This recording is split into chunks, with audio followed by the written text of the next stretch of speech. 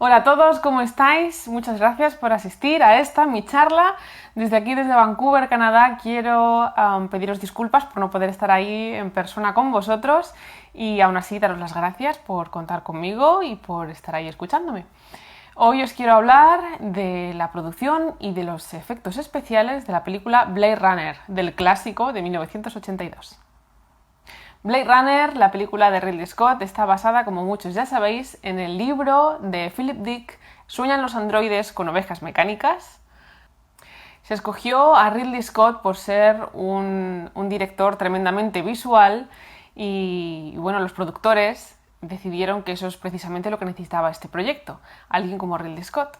El hermano de Ridley Scott, desgraciadamente, había fallecido recientemente y Scott decidió que lo que necesitaba para poder superar ese trance que estaba pasando era imbuirse de cabeza en el trabajo, así que aceptó el proyecto porque le gustó mucho el guión y le gustó mucho la historia, y a ese impasse que estaba él pasando en aquel momento, él achaca también parte de la gran oscuridad que reina en general en toda la película. Cuenta Ridley Scott que Harrison Ford se presentó a los castings directamente desde el set de rodaje de Indiana Jones, prácticamente vestido de Indiana Jones, y que bueno, pues el carisma que desprendía en aquel momento le pareció a Ridley Scott el más adecuado. En el libro, la historia está ambientada en San Francisco en un futurísimo 1992. Pero finalmente se decidió pasar la historia a Los Ángeles, a un futuro incluso aún más lejano de 2019, que es por eso por lo que os estoy hablando yo hoy de esto. El rodaje tuvo lugar en Los Ángeles, en el verdadero Los Ángeles, y duró 5 meses, de los cuales se rodó prácticamente el 100% de todas las escenas de noche. Todo el equipo tuvo que trabajar de madrugada y dormir de día sin descanso. Se decidió rodar de noche y con tanta lluvia como sabéis que tiene la película por varios motivos. Primero, porque está rodado en un set de Hollywood en el que Ridley Scott solamente contaba con un cruce de calles. Eran apenas 4 calles y unos cuantos metros de cada calle de set, de plató de rodaje, que se hicieron con muchísimo detalle, se construyeron y se diseñaron muy intrínsecamente detallados, y para poder dar profundidad y que pareciera que eso era una ciudad enorme, no solamente 4 calles, se usó la niebla, la lluvia y sobre todo la oscuridad de la noche para poder ocultar la baja calidad de algunos de los materiales que se habían utilizado y sobre todo eso, para camuflar distancias y tamaños y que todo pareciera que era más grande de lo que realmente era. Otro de los motivos es que al fondo de las calles donde estaban rodando se elevaban las colinas y los árboles que rodean esa parte de Hollywood, esa parte de Los Ángeles, y Ridley Scott no quería nada ni de montañas ni de nada verde porque él quería su futuro, ese futuro distópico que vemos en Blade Runner, que fuera lo más posapocalíptico posible, y no quería nada ni de colinas, ni de montañas, ni de vallas, ni de árboles, así que la noche fue su mejor aliado para ocultar este tipo de cosas. Además de estos sets de rodaje, en Hollywood se utilizaron varios edificios y localizaciones reales del mismo Los Ángeles para rodar algunas de las secuencias más icónicas de la película. Entre ellas está el edificio mítico del Union Station, que es el que da vida a la comisaría. Otro muy importante y muy famoso edificio en Los Ángeles es el edificio Bradbury, que se ha utilizado montones de veces en series y en televisión y en muchas películas. De hecho, los productores no querían que se utilizase este edificio porque consideraban que ya había sido utilizado bastante, porque era usado por todo el mundo, pero Ridley Scott les dijo que como él lo iba a usar, nadie lo había utilizado primero. Y bueno, pues se trabajó en la iluminación y en la ambientación tan compleja que tiene la casa de Sebastian cuando van los replicantes a visitarle, y bueno, todos sabéis cómo luce y lo bien que queda. Otro mítico set de rodaje de Blade Runner es el apartamento de Deckard, que está rodado en este famoso e icónico edificio de Frank Lloyd Wright. Y vamos con los efectos. Los efectos de la película Blade Runner de 1982 no tienen ni un solo efecto digital. Son todo efectos prácticos o de trucaje, efectos especiales de trucaje fotográfico al más estilo clásico de Hollywood de siempre.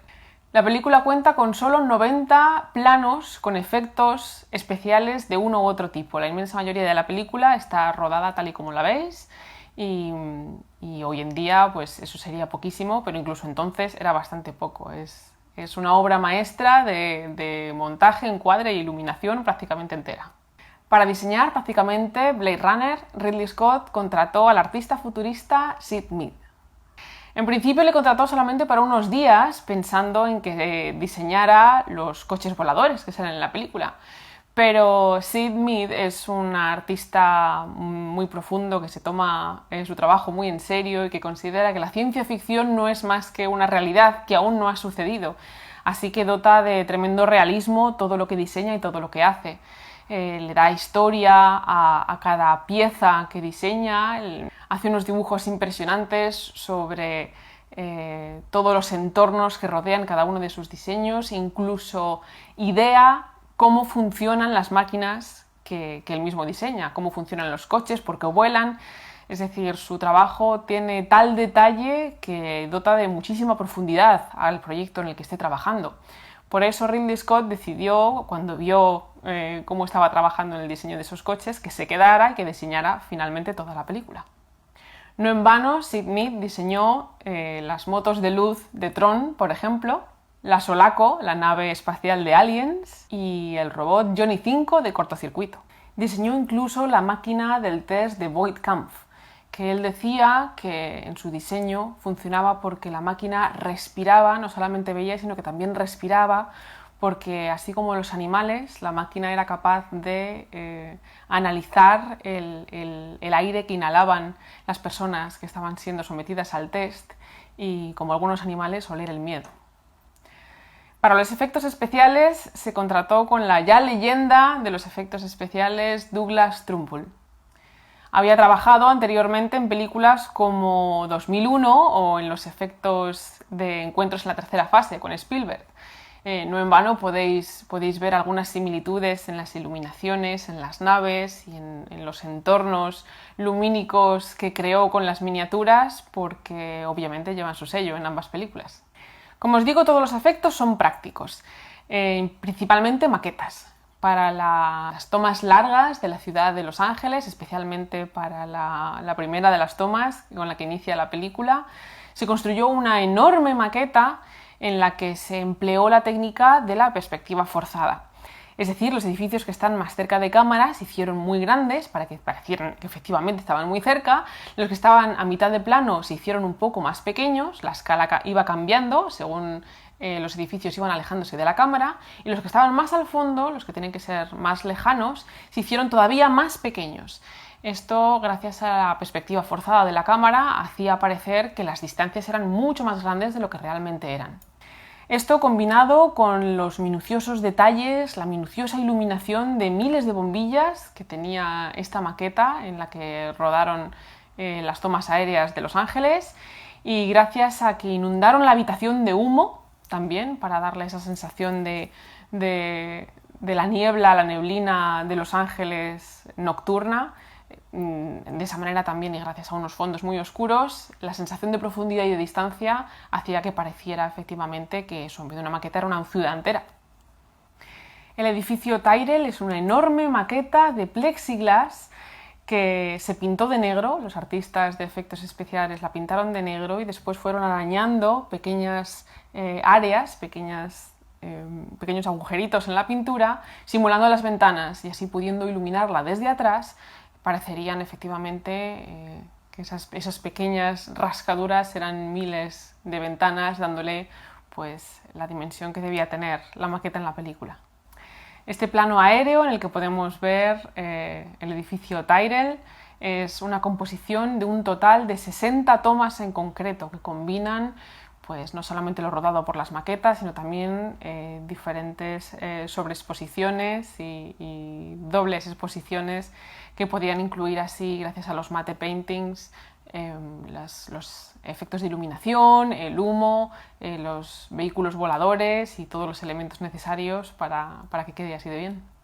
Cuando se estrenó la película fue un desastre, no le gustó a nadie y fue un desastre tanto de crítica como de público, como económico, así que en un principio se consideró un fracaso. Pero unos años después, en 1990, se estrenó en un festival de cine el montaje de Ridley Scott, es decir, el montaje en el que Ridley Scott no ponía la voz en off inicial que añadió la productora al principio de la película y quitó ese final que se pudo ver en la edición teatral que también añadieron los productores y pudo verse más o menos la versión que Ridley Scott quería para el público y ahí fue un auténtico éxito. Se volvió a redescubrir la película y gracias a las versiones en vídeo subió como la espuma su popularidad y acabando siendo el clásico que conocemos hoy. Hay hasta 5 versiones en total de Blade Runner, que si voz en off, que si no voz en off, que si cambiamos el final, que si el unicornio, que si no el unicornio. La última de estas ediciones se hizo en el año 2001 y incluye algunos remates digitales que se pudieron hacer para corregir algunos errores de la película original. Principalmente 2, aunque se hicieron muchos retoques que mejoraban el corte final y todos supervisados obviamente por Ridley Scott, pero los principales 2 cambios fueron la escena en la que la replicante Zora atraviesa ese cristal, ese ventanal de la tienda y rueda por el suelo. Obviamente eso era una doble de acción, no era la actriz, entonces hay un par de tomas en los que se ve la cara de la doble y se ve que no es la actriz. Entonces, 20 años después, invitó a la actriz, a la actriz que realmente da vida a Zora en la película, para rodar unas tomas solamente de su cara y poder insertar su cara encima de la cara de la actriz.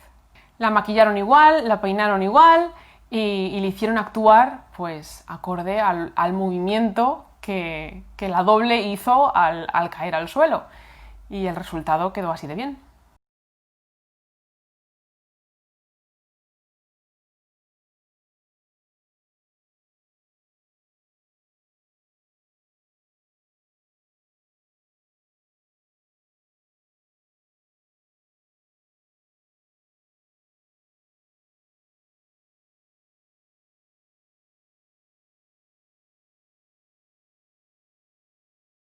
Otra de las tomas que siempre ha sido considerado un error de Racord es esta conversación que tiene Deckard con el tendero, con el que habla de la serpiente, de la famosa serpiente.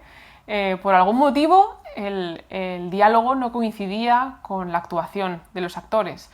Por lo tanto, hay un momento en el que Harrison Ford habla pero no mueve la boca. My work? Not too many could afford such a quality. How many? Very few. How few? Look, my friend. Cathy Lewis's, down in first sector, Chinatown. No se sabe por qué se perdió ese trozo de cinta original en el que los labios de Harrison Ford coinciden con sus palabras, así que para tratar de corregir este error de Racord, y puesto que Harrison Ford estaba bastante ocupado y no podían hacer lo mismo que con la actriz de Zora, lo que hicieron fue invitar al hijo de Harrison Ford. Ben Ford contaba en ese momento con 40 años, la misma edad que tenía Harrison Ford cuando rodó Blade Runner. Le invitaron al set y le propusieron, pues eso, que si podía hacer con sus labios el mismo diálogo que su padre hace en la película, para después sustituir simplemente la boca de Harrison Ford, que no se mueve diciendo lo que tiene que decir, por la boca de su hijo diciendo lo que tiene que decir. Y el resultado queda así de bien. Sir, I'd like to ask you a few questions. Artificial Snake License XB71, that's you? This is your work, huh? Who did you sell it to? Son de los pocos efectos digitales que tiene la película Blade Runner y solamente es en su última edición, la edición de final del corte del director que se estrenó ya en los años 2000. Y bueno, y con esto, pues feliz mes de Blade Runner, que noviembre de 2019 es el mes sin duda de Blade Runner. No tenemos coches voladores, pero tampoco tenemos los problemas que tienen en la película, así que no nos vamos a quejar demasiado. Espero que os haya gustado y bueno, gracias por estar ahí, nos vemos en las redes.